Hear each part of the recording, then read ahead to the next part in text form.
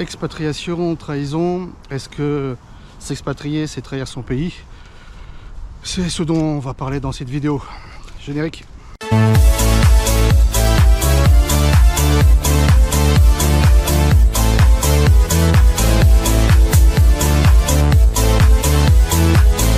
Alors ce n'est pas une justification mais une explication que je vais faire dans cette vidéo, parce que je ne vais pas me justifier auprès des petits esprits, des petites gens qui vous disent oui tu t'expatries, tu trahis ton pays et toutes les idioties qu'on peut avoir de ce genre là. D'ailleurs, qu'est-ce que c'est une trahison?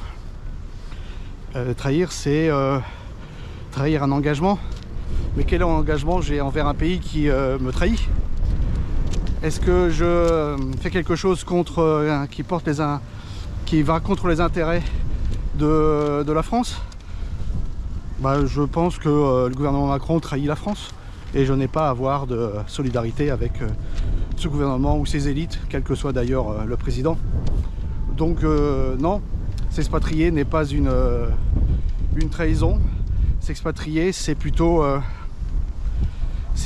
fait une survie. C'est pour beaucoup c'est un choix. Pour beaucoup d'autres d'ailleurs, c'est plutôt même une fuite. Oui, on fuit la France.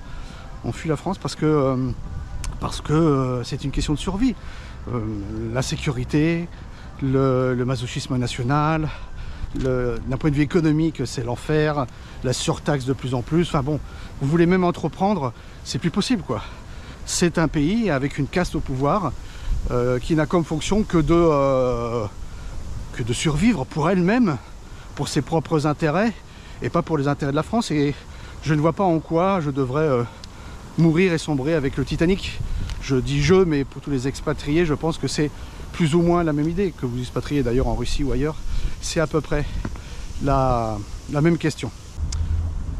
Pour certains, l'expatriation, c'est un plan B. Et ça peut être un plan B. Vous pouvez vivre d'ailleurs entre la France et la Russie, par exemple, ou vous préparer à l'expatriation, avoir tous les éléments, ce qui fait que quand ça devient insupportable, vous pouvez rapidement faire le swap, c'est-à-dire de passer de l'un à l'autre.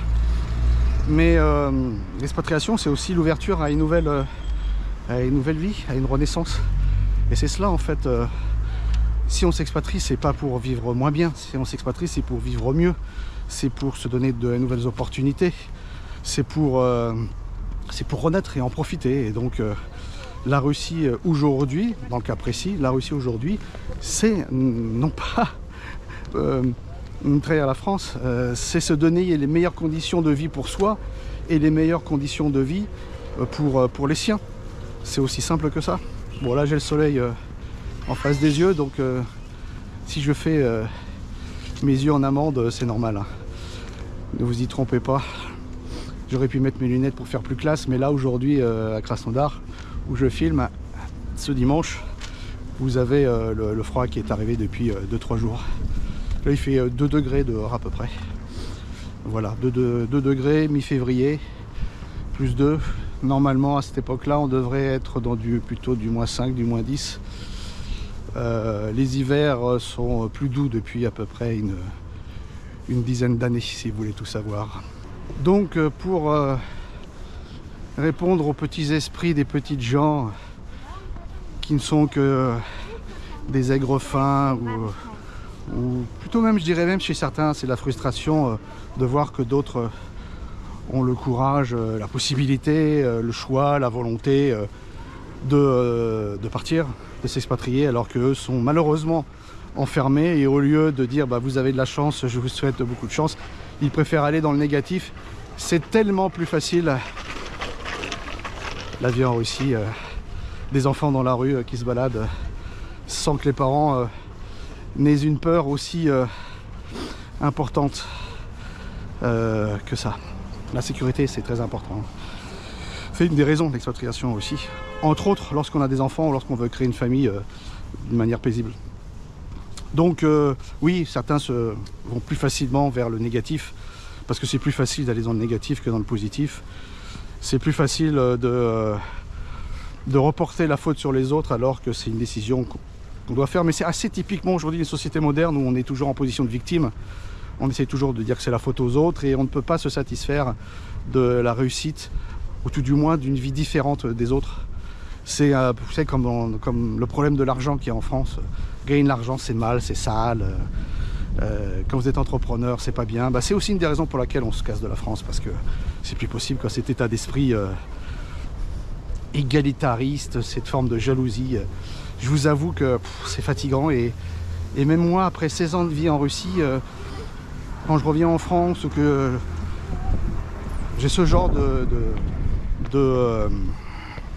retour de ces haters sur internet, c'est assez ça me surprend toujours, et c'est ça là justement ce que vous amène la Russie, c'est on s'éloigne de tout cela, de ces mauvaises habitudes. Alors il y a aussi des mauvaises habitudes en Russie, hein, mais ayant justement ces deux cultures, on peut faire la part du bon et du mauvais, et on élimine le mauvais français qui est médire, juger et critiquer, au lieu simplement de s'en servir comme point d'appui pour soi-même se réaliser et être différent. Et la Russie, ça permet, ça peut être la Russie ou d'autres pays d'ailleurs, hein, parce que c'est un élément psychologique, ça permet de repartir à zéro. Vous allez ailleurs, ça permet de repartir à zéro.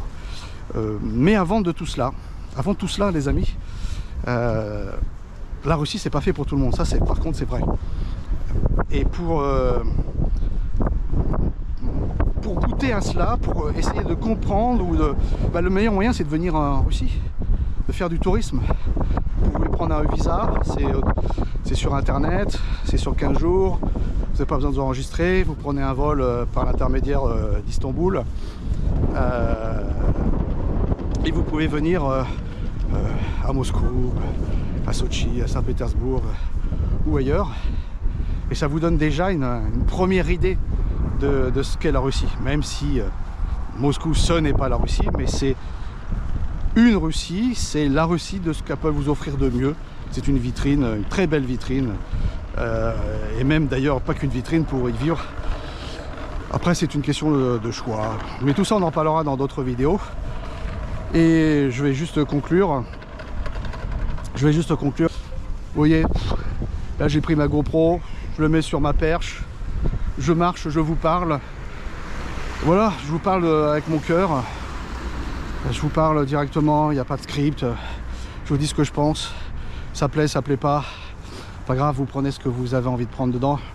En tout cas, pour ceux qui veulent et qui ont envie de s'expatrier en Russie, je vous invite à vous abonner à la lettre du Fariste, où on va en parler de plus en plus régulièrement. Je vous invite à vous abonner à mon canal Telegram. Et pour ceux qui ne sont jamais venus en Russie, venez visiter la Russie, venez, prenez l'avion, même si c'est que 10 jours. Faites déjà un premier pas et déjà vous verrez que ce que vous pensez d'ailleurs sur la Russie, ce sera certainement différent. Et totalement différent évidemment par rapport à ce qu'on a pu vous dire sur les merdias de l'OTAN et sur LCU, la chaîne ukrainienne en particulier. Sur ce, je vous dis des vidania paka.